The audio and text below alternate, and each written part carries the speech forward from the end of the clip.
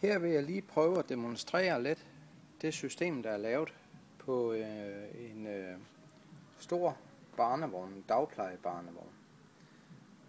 Som I ser, så er der monteret motorer på begge hjul. Så går de op til et batteri, og det er naturligvis et lithiumbatteri. Et lithiumbatteri er meget stærkere og meget lettere end traditionelle bly- og syre- og gelé-batterier i dag.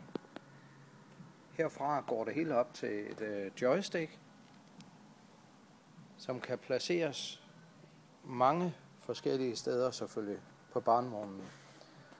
Lige nu har vi været nødt til at lave en hurtig montering af det, så det sætter lige på siden og i højre side af barnevognen. Fordelen ved joysticket er, at du har flere trin af justeringsmuligheder her. Så kan man se, at der er et tydeligt display med batteriindikatoren herovre til højre. Man kan se, hvor meget strøm man har på, og man har en hastighedsregulering.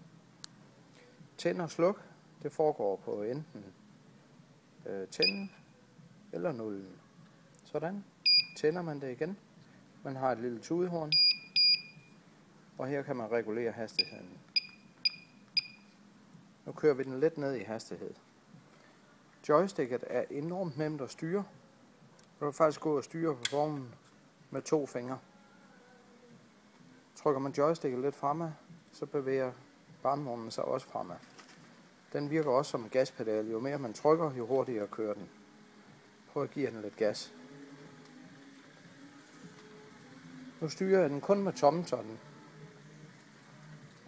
Fordelen ved det her joystick er, at når du slipper, så stopper vognen. Så kan den ikke rulle nogen steder overhovedet.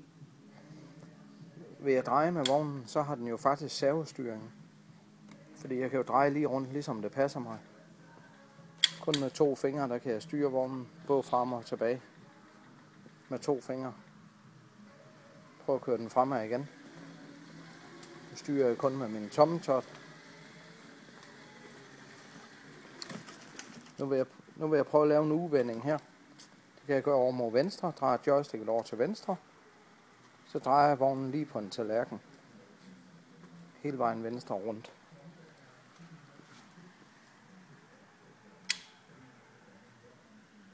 Det var det.